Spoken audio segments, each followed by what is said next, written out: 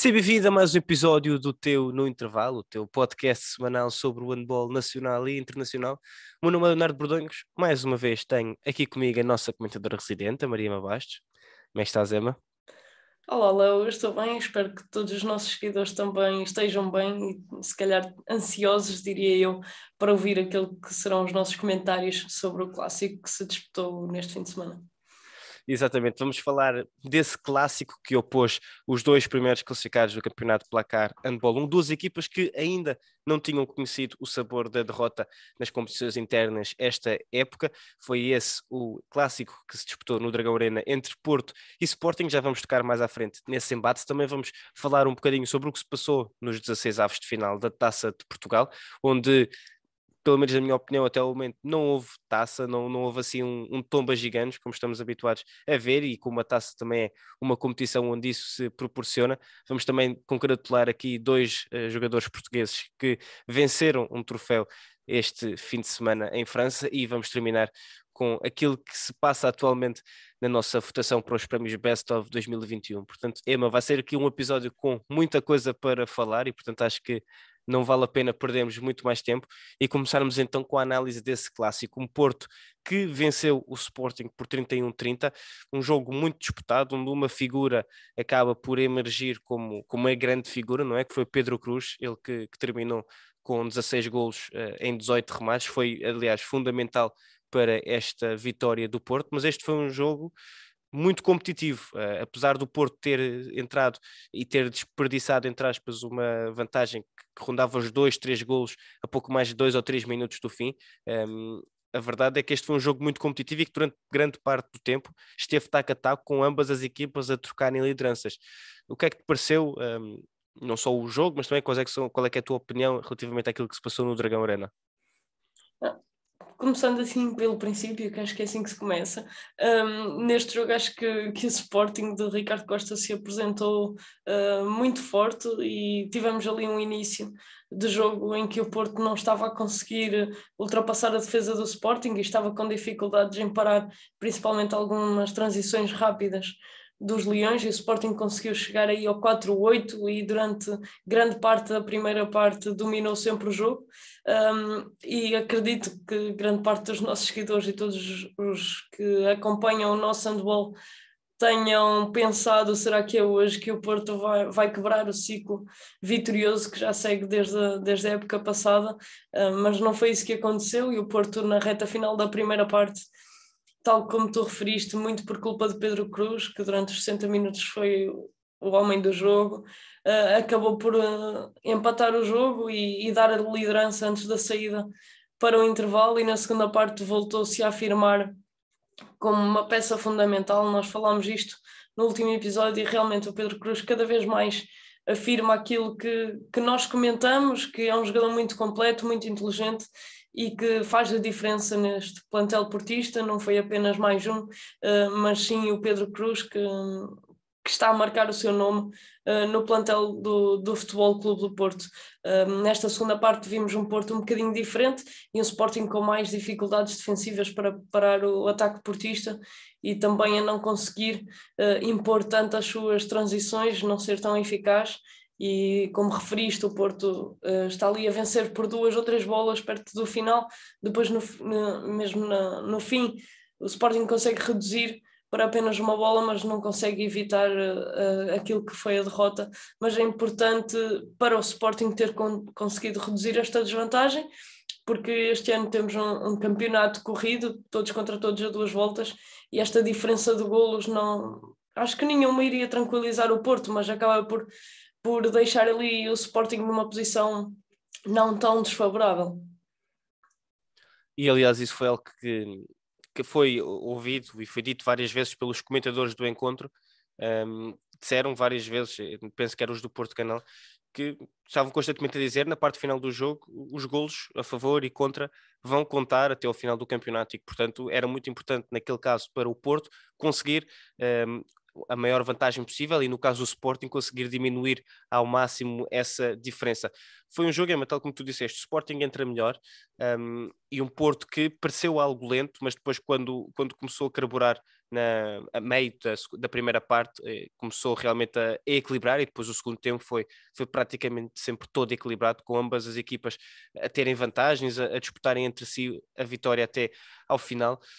E voltámos a ver o 7-6 do Porto a ser uma peça fundamental, não só pelo que fazia, mas também pelos passos que abriam, e o Pedro Cruz voltou a estar 100%, 100% eficaz, não só da linha de 7 metros, mas mesmo depois em jogo corrido foi praticamente infalível, falhou apenas 2 remates.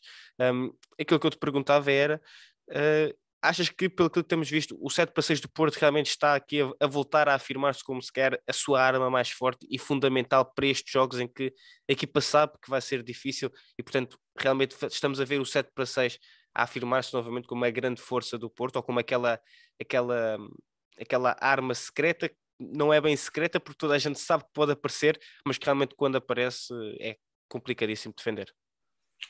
Claramente que o 7-6 do Porto está a voltar a afirmar-se, e não nos podemos esquecer que a saída de Miguel Martins e de André Gomes culminou na saída principalmente o Miguel, que era o que assumia mais como lateral direito no 7-6, mas o próprio André Gomes também o fazia, e o Porto de Magnus Andersen talvez tenha demorado algum tempo a encontrar a solução para essa posição, e até para adequar a Pedro Cruz a esse novo tipo de jogo, ao novo modelo de jogo. Não nos podemos esquecer que Pedro Valdés, Pedro Cruz, os jogadores que chegaram este ano, mesmo Diogo Oliveira, precisam sempre de algum tempo de adaptação ao jogo simples numa nova equipa, quanto mais para aspectos táticos tão específicos como é o 7-6.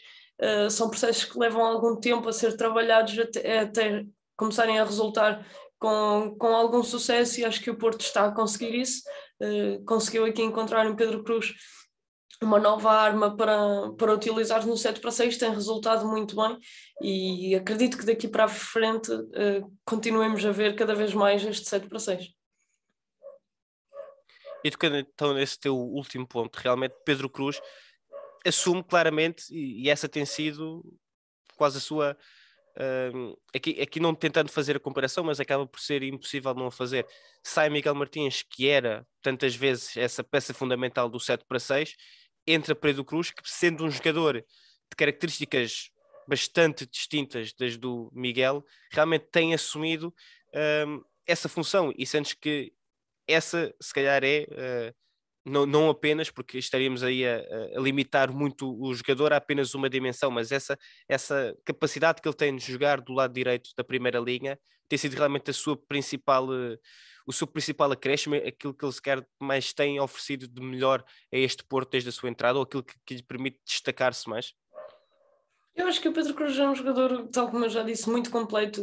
Claramente que ele tem estado muito bem a jogar como lateral direito, mas também já o vimos a lateral esquerdo e a central, principalmente no início da época, e sabemos o que é que podemos contar do Pedro Cruz. É um jogador muito experiente, já não é um jogador que comete erros infantis, pensa muito bem o jogo, e sabemos o que podemos contar com ele, que esteja a jogar à esquerda, ao meio ou à direita, e a defender também acaba por ser uma ajuda importante como segundo defensor, melhor do que o Miguel Martins, na minha opinião, mais experiente, isso faz toda a diferença, e o Pedro Cruz tem-se afirmado, tem conseguido mostrar o seu valor e fazer, já não me recordo, mas 12, 13 golos com Águas Santas, e no jogo conseguir fazer 16 golos frente ao Sporting. São números astronómicos, números que estávamos habituados a ver no Águas Santas, e que dizíamos que era um bocadinho normal, porque ele era o artilheiro da equipa e tinha que assumir a responsabilidade. Ele no Porto não tem que assumir essa responsabilidade,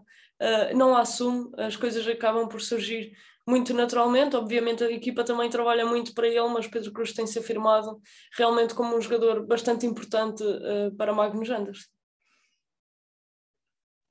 É pena realmente também não integrar essa lista dos 35 pré-convocados, se calhar também pela idade já não se justificaria, mas realmente um Pedro Cruz a jogar da forma que tem jogado e com este impacto no 7-6 do Porto, quem sabe se também não faria moça nesse 7-6 português agora no Campeonato da Europa de 2022, mas isso já é outra conversa, já é uma conversa para mais para a frente, quando abordarmos então essa convocatória final de Portugal antes de partir para o Euro 2022, ainda não é conhecido, ainda são conhecidos os 35 pré-convocados.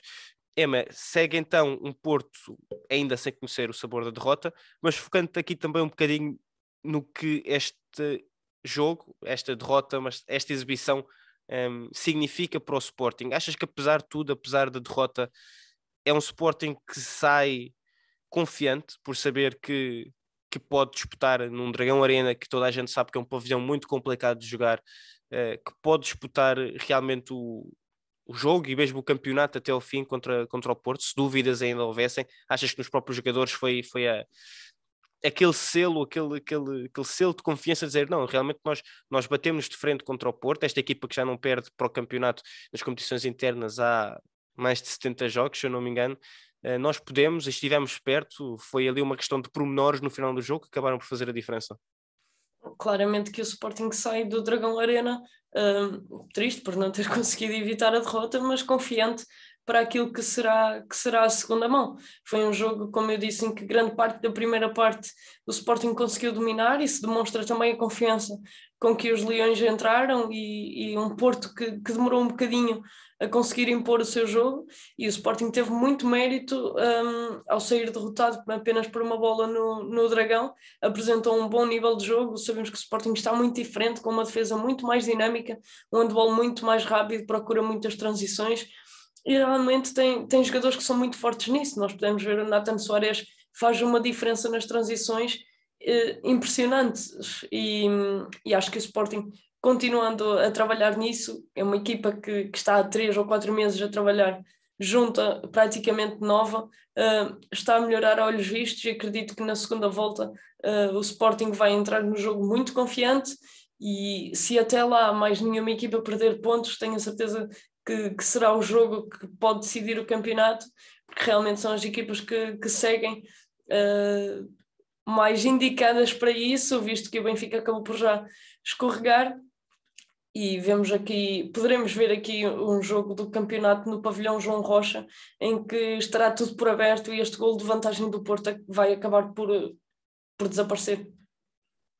Exato, vamos ver então aquilo que acontece. Ainda falta muito campeonato, relativamente ainda só aquilo que disseste, e antes de fecharmos aqui o capítulo do Clássico, também foi interessante ver a forma como o Sporting tentou defender o 7-6 do Porto, a jogar não sempre naquele 6 mais tradicional, chegaram mesmo a meter um 5-1, apesar do defesa avançado não estar assim tão avançado, mas a tentar causar ali alguns problemas à circulação de bola do Porto. Portanto foi isso também muito interessante, e vamos ter um campeonato sem sombra de dúvida disputado até ao fim.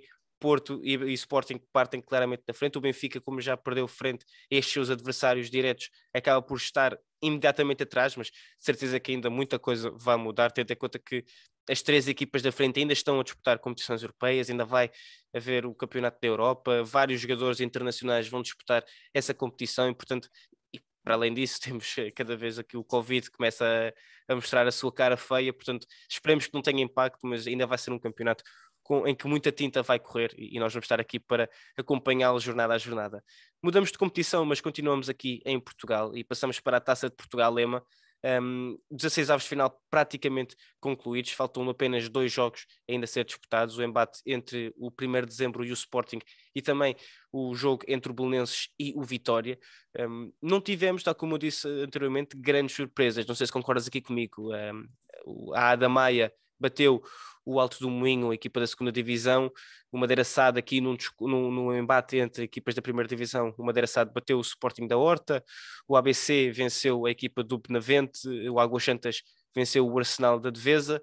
No jogo entre Póvoa e Boa Hora, a vitória sorriu ao Póvoa, e depois também tivemos o Benfica a ultrapassar o Avanca e o Gaia a ganhar frente ao Lagoa. O jogo se disputou no Algarve.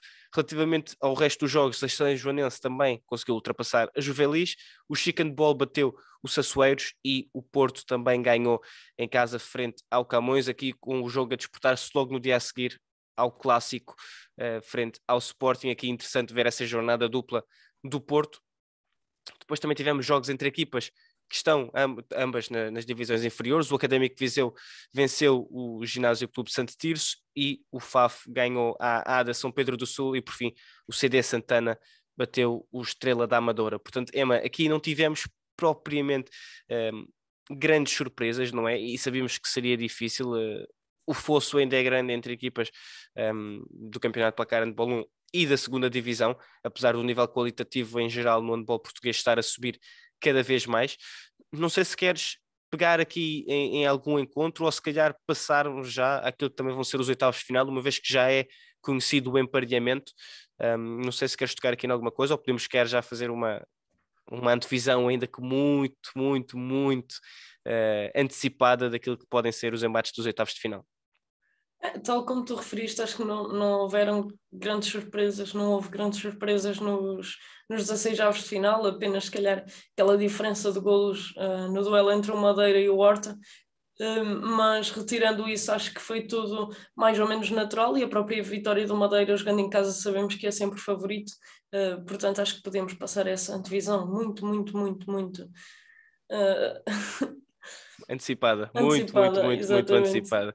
Exato, porque os jogos destes oitavos de final só estão marcados atualmente para dia 5 de fevereiro, portanto ainda faltam praticamente 2 meses até lá, mas de qualquer forma já temos aqui este emparelhamento. O Gaia vai jogar frente ao Águas Santas em Gaia, o FAF recebe o Madeira Sado, o Académico de Viseu recebe a São Joanense. Depois vamos ter aqui um embate entre o CDC Santana e o Belenenses ou o Vitória, dependendo de quem vencer essa eliminatória. O São Bernardo vai receber a Ada Maia, o Ginásio Clube 1º de Dezembro ou o Sporting vão enfrentar o ABC, e depois vamos ter aqui também o encontro entre o Póvoa e o Benfica, e para fechar o Chico Handball vai receber o Porto. Portanto, Emma, aqui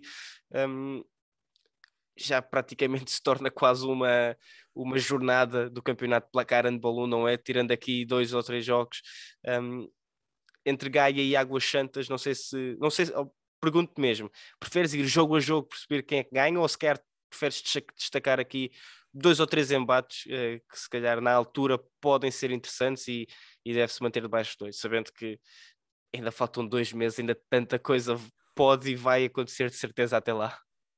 Eu acho que podemos tocar um bocadinho em alguns jogos, e já que me eu vou assumir, desta autorização, eu vou assumir a dianteira. Força.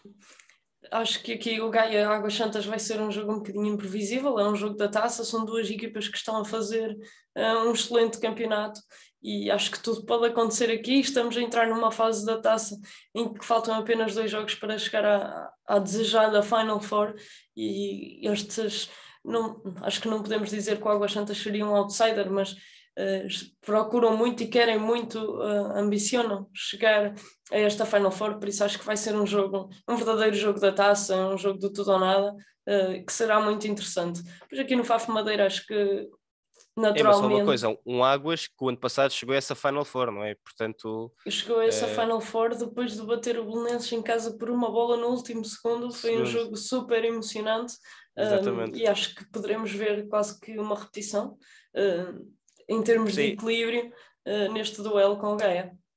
Ui, ok. Já temos aqui previsão de Maria Ema Bastos, mas continuando, estavas interrompido, peço desculpa, mas passando Não, para o segundo jogo. eu desculpo. Ok, Não, muito acho que obrigado. aqui no Fafo Madeira, com alguma naturalidade, a equipa do Paulo Fidalgo vai conseguir passar para a próxima fase, mas quando chegamos aqui ao Académico de Viseu São Joanense, sabemos claramente que a São Joanense está a fazer uma excelente época, mas o Viseu também teve um bom investimento este ano, está com uma equipa bastante interessante, tem ambições de lutar para subir de divisão.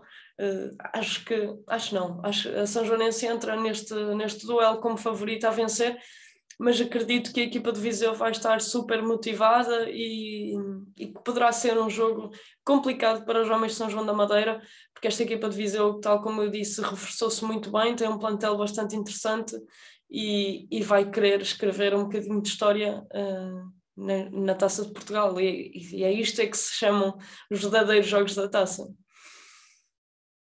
Sim, claro, são esses jogos que toda a gente quer, os próprios jogadores, todos eles querem jogar, e tal como tu disseste, sabendo que estamos aqui a um pequeno passo da Final Four, são 2 jogos, são 120 minutos, é quando se começa a acreditar, e portanto acho que vamos ter aqui ainda muita emoção. Vamos ter também os jogos que ainda estão em atraso. O embate entre o Belenenses e o Vitória, segundo aquilo que é possível ver no site da Federação, está marcado para dia 19 de janeiro, depois o embate entre 1º de dezembro e Sporting. Aqui parece-me haver um erro, porque segundo aquilo que aparece no site da Federação, o jogo está marcado para dia 2 de maio, mas os oitavos de final são no dia 5 de fevereiro. Portanto, pode ter havido aqui alguma confusão, mas a verdade é que estes jogos então terão que ser marcados. Não sabemos ainda se são estas as datas finais. Acredito que do 1º de dezembro Sporting não o seja, mas de certeza que ainda vamos ter aqui muita taça e vamos ver aquilo que acontece. Ainda podem existir várias surpresas. Emma, antes de avançarmos também para o plano internacional e parabenizarmos os nossos 2 internacionais portugueses que venceram a Taça da Liga de França, resta relembrar que amanhã, quarta-feira, hoje, se estiveres a ouvir isto, exato, disputa-se a última jornada do Campeonato Placar Handball 1 do ano 2021. Vamos ter mais uma jornada que encerra este ano, antes de depois avançarmos para aquilo que vai ser o espaço e o tempo de Natal, de passagem de ano e posteriormente de seleção nesse Campeonato Europa 2022. Vamos ter aqui o Póvoa a receber o Sporting, o Belenenses vai enfrentar o ABC, o Benfica recebe o Águas Santas, aqui um jogo no pavilhão número 2 da Luz, muito interessante, uma vez que Benfica, com o Águas Santas, acho que em caso de vitória pode ultrapassar o Benfica pelo 3º lugar no campeonato, ou se não pode relançar essa luta pelo 3º lugar. O Madeira Sade que joga contra o Porto e depois vamos ter um Avanca a receber o Adamaia, Ema. Portanto, aqui 5 jogos muito, muito, muito interessantes e esperemos jogos de boa qualidade para terminarmos 2021 numa nota positiva, não é? 2021, neste caso, ao nível do Campeonato Placar Handball. Eu acho que retirando aqui se calhar o Madeira Porto e o Póvoa Sporting, que serão jogos mais desequilibrados, a partir acho que todos os outros jogos podem ter muita história, podem ser bastante interessantes, e tal como referiste, deixa-me só complementar aqui um bocadinho. O Águas Santas neste momento está em 3º porque tem 2 jogos a mais, mas vencendo o Benfica claramente, que acaba por assumir ali temporariamente pelo menos o 3º lugar e acaba por distanciar ainda mais o Benfica desta luta pelo pódio, que como sabemos acabou por já ter escorregado no campeonato por 2 vezes e enfrenta algumas dificuldades neste campeonato, visto as ambições da equipa de Chema Rodrigues. Exato, eu assumo aqui a gafe. Temos neste momento um Águas Santas em 3º lugar com 34 pontos, 14 jogos disputados, enquanto que o Benfica tem apenas, entre aspas, 32, com 12 jogos disputados. Aqui a diferença são 2 derrotas, portanto vamos ver aquilo que vai acontecer neste embate marcado para amanhã, neste e todos os outros que se disputam amanhã no Campeonato Placar Handball 1, naquela que vai ser a última jornada antes da paragem pré-natal, passagem de ano, e depois também o Campeonato da Europa. Emma, passamos para a França e tivemos Alexandre Cavalcanti e Pedro Portela a vencerem a Taça da Liga. É o primeiro troféu da equipa do Nantes desde 2017. Portanto, pergunto-se como é que foi essa celebração, se lançaste foguetes, se lançaste, assim, não diria petardos, mas estava a faltar agora a palavra fogo de artifício por este regresso do Nantes aos troféus? Não, claramente que não. Fiquei muito feliz por o Nantes ter vencido, pelo Cavalcanti e pelo Portela também, obviamente, apesar do Portela estar lesionado, e infelizmente essa lesão já o deixou de fora daquilo que vai ser o europeu.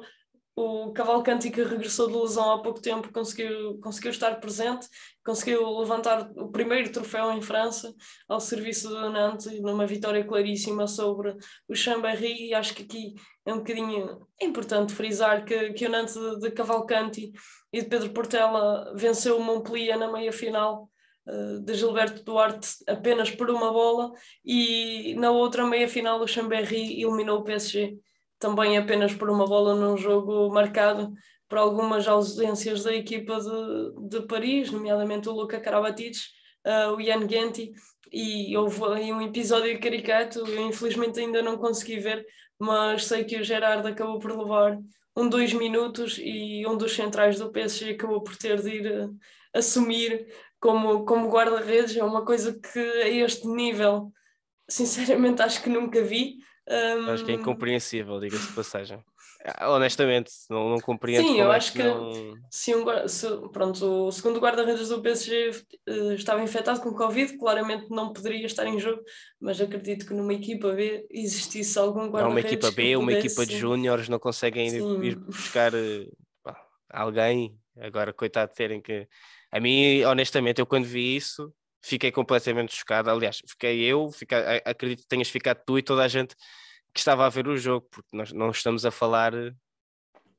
Quer dizer, eu cheguei a ver isso, mas ao nível de uma terceira, de uma segunda divisão, não ao nível de uma equipa que luta para da ganhar a Liga Liga dos dos Campeões. Campeões, exatamente. Acho que, mas pronto, mas eu acho que isso passa um bocadinho ao lado, não é? Tivemos aqui um Nantes a vencer, e eu acho que esse é o ponto mais a Importante. destacar, o facto de termos dois jogadores portugueses a levantarem esta taça da Liga, naquilo que pode ser, espera-se para o Nantes, um bom presságio para aquilo que resta da época. Sim, uma época que não tem sido propriamente fácil, porque o Nantes acabou por perder com o PSG por uma bola de diferença e sabemos que este campeonato francês já é, não sei há quantos anos, 6, 7 anos, Acho que sete. que o PSG é campeão e já vimos durante esses anos o Nantes, o Montpellier vencerem o PSG fora da Liga Francesa, mas nesta Liga Francesa acho que o PSG continua muito forte e invencível. Apesar de já ter tido alguns sustos, acabou sempre por sair por cima, mas vamos torcer para que o Nantes consiga lutar até o final por esse título tão desejado que nunca venceram e também desejarem um bocadinho de sorte para o Montpellier, que está a fazer uma Liga dos Campeões incrível, mas a prestação a nível interno está muito abaixo das expectativas. Deixa-me só ir aqui à cábula, mas julgo que o Montpellier neste momento está em oitavo lugar, acho eu. Mas já Mas digo. já sabemos que normalmente, assim, quando a manta tapa a cara, Nono. tapa a cabeça, os pés acabam por se estapar. E é muito complicado quando uma equipa faz aquilo que o Montpellier está a fazer na Europa, é muito complicado conseguir manter esse mesmo nível ou manter os níveis de intensidade depois para o campeonato. São poucas as equipas que o conseguem fazer e normalmente essas são as equipas que acabam por estar a disputar a final da Liga dos Campeões e que conseguem realmente ter a profundidade de banco e também a qualidade para conseguirem saem um jogador entre o outro, conseguir manter esse nível qualitativo. Sim, o Montpellier é uma equipa que tem um bom plantel, mas tal como tu referiste, estão a fazer uma excelente campanha na Liga dos Campeões, também têm sido marcados por imensas lesões. Acho que o Montpellier, retirando talvez os 2, 3 primeiros jogos da época, ainda não teve nenhum jogo em que pudesse contar com o plantel inteiro, porque agora está um que está 2 meses fora, de repente está outro, e tem sido sempre ali uma gestão complicada também para Canaé, que tem feito, e tiro-lhe o chapéu para as exibições a nível da Liga dos Campeões. Já no campeonato francês também sabemos que é um campeonato cada vez mais competitivo, as coisas não têm corrido tão bem, mas acho que as coisas podem melhorar claramente e dar também, já agora, já que estamos a falar da Liga Francesa, parabenizar o Toulouse de Gonçalo Vieira e também o Cesson Rennes de Miguel Espinha, que estão a fazer uma época incrível e encontram-se neste momento acima do oitavo lugar, que para o Toulouse é mais ou menos normal, mas para o Cesson Rennes é um excelente arranque de temporada, e por isso os parabéns também para os nossos portugueses que atuam nesta Liga Francesa. Miguel Espiga e Gonçalo Vieira, que fizeste aqui uma ponte absolutamente perfeita, Incrível. não sei se foi de propósito ou não, Não foi, mas calhou bem. mas pronto, mas calhou na perfeição. Porquê? Porque temos Miguel Espinha e Gonçalo Vieira nomeados para os prémios de revelação, jogador revelação no estrangeiro, os portugueses que mais têm revelado esta época no estrangeiro, EMA, nos nossos prémios Best of 2021. E realmente eu acho que nós ainda não falámos disto, ainda não falámos dos prémios desde que lançámos, Os prémios. ou seja, não, desde que lançámos os prémios ainda não falámos deles no podcast, mas não. Não, lançámos antes a dizer que iam sair, Exato, ainda a não dizer podíamos que iam referir os sair. nomeados. Exato, mas neste momento já temos os nomeados em todas as categorias e acho que antes de avançarmos é preciso agradecer a todos os que já votaram, porque o entusiasmo foi tanto que no primeiro dia o nosso site pura e simplesmente não conseguiu aguentar com o número de acessos que estávamos a ter. Lidámos com esses problemas técnicos, fizemos as alterações necessárias e desde então não voltaram a existir esses problemas, mas o primeiro dia foi verdadeiramente chocante. Eu acho que nem eu nem tu esperávamos aquele tipo de adesão. Foi quanto? Eu não me quero enganar, mas não, foram mais de 15 mil votos no primeiro dia, não foram? Sim, em menos de 24 horas, com meio-dia de site em baixa, tivemos 15.638 votos no momento que fizemos a contagem, e são muitos votos em tão pouco tempo, tendo em conta que grande parte do tempo o site esteve em baixo e não dava para votar. Sim, foram ali momentos de alguma tensão quando nós lançámos e abrimos a votação e de repente demos por nós e começámos a receber as indicações de que o site realmente estava em baixo, nós próprios não conseguíamos entrar. E portanto foi absolutamente incrível. Neste momento já ultrapassamos o número de votos que tínhamos o ano passado, e eu acho que isso só por si, quando ainda faltam mais ou menos 10 dias para, mais ou menos não, quando ainda faltam 10 dias hoje, 9 dias amanhã quando estiveres a ouvir, para o final do ano e para o final da votação, acho que é absolutamente espetacular, já temos ultrapassado esse número e esse valor, e portanto só temos que te agradecer a ti que nos estás a acompanhar e que nos tens acompanhado, mas também relembrar que podes e deves continuar a votar nos teus jogadores, jogadoras e treinadoras favoritos e árbitros e comunicação e prémio de comunicação. Portanto, podes continuar a votar nos prémios Best of 2021 até dia 31, podes votar uma vez por dia, portanto continua a mostrar o teu apoio em todas as categorias que temos, melhor jogador em Portugal, melhor jogador em Portugal, melhor jogador lá fora, no estrangeiro, jogadores de revelação, melhores treinadores, melhores árbitros, destacares o prémio, o clube que tu achas que melhor tem trabalhado a sua comunicação no ano 2021, portanto podes continuar a mostrar o teu apoio assim. Nós vimos vários dos atletas também a partilharem esse apoio, portanto é isso também que nós queremos e portanto acho que é continuares a votar e mais uma vez deixar aqui uma palavra de apreço e da minha parte, e sei que a Emma também vai confirmar que só temos é que vos agradecer pelo apoio que têm dado nesta iniciativa. E Emma, aqui vou cometer uma inconfidência, mas acho que não vais ficar chateada. O ano passado, quando fizemos a contagem dos votos, foi um processo muito, muito demorado, porque não me lembro, acho que ainda não falámos disto e ainda não tínhamos oficializado, mas o ano passado a contagem dos cerca de 30 mil votos foi feita à mão. Por mim, pela Emma, pelo Mateus, eu até meti a minha mãe também a contar, portanto foi um processo muito demorado, difícil. Tens noção que neste momento está toda a gente a gozar connosco? Mas nós, na altura que lançámos, deixa justificar um bocadinho, senão as pessoas vão pensar que não, eles são tolinos. Na altura que lançámos, nunca pensámos que fôssemos ter tantos votos. Eu acho que foram 34 mil e qualquer coisa. E não preparámos a votação no site para dar a contagem automática, até porque isso implicaria algum trabalho por parte do Alex, que trabalha connosco no site. Julgámos que iriam ser poucos, mas dos poucos viraram mais de 34 mil e muitas horas de contagem minhas, do Léo, do Mateus também, e da mãe do Léo, que nos foram ajudando a chegar aos vencedores. Felizmente este ano, fiquem descansados, é tudo automático, estamos tranquilos e assim não vamos ter tanto trabalho. Eu cada vez que me lembro é rir para não chorar, porque foram horas e horas e horas à frente do computador a contar cada voto e a fazer no Excel. Foi. Eu acho que pronto, mas neste momento é tudo automático, está tudo a ser feito diretamente pelo nosso servidor e, portanto, podem ficar descansados que não nos estão a colocar em qualquer tipo de sofrimento, antes pelo contrário, estão-nos a dar muita alegria pelos vossos votos e pela forma como têm interagido com os prémios este ano. Emma, não sei se queres deixar então aqui a tua última mensagem, antes de encerrarmos mais um episódio.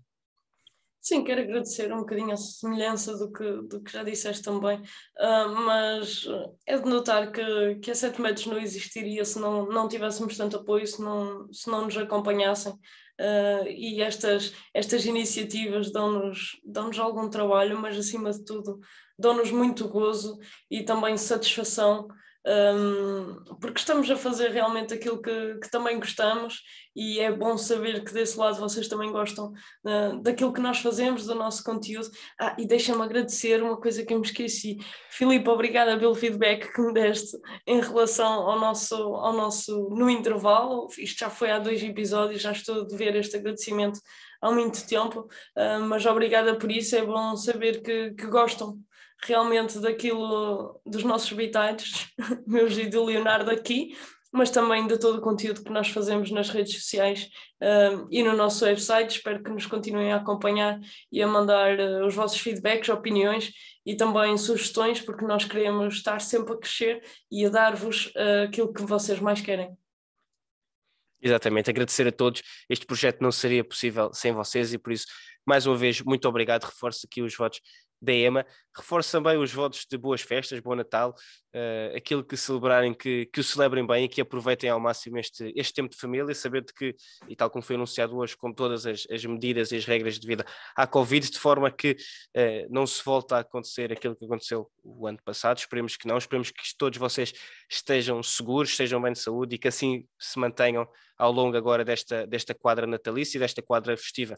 Eu e a EMA vamos voltar dentro de uma semana para também falar um bocadinho sobre aquilo que se passou nesta última jornada. Quem sabe, se calhar nessa altura, abordar os convocados de Portugal. Já temos várias e várias seleções que vão participar nesse Campeonato da Europa, que já anunciaram os 20 convocados. Esperemos que na altura também já ter da nossa seleção nacional de séniores masculinos. Até lá, muito obrigado a todos os que nos acompanharam. Este foi mais um episódio do No Intervalo com a Maria Ema Bastos. O meu nome é Leonardo Bordões. Não perca o próximo episódio, porque nós também não. Até à próxima.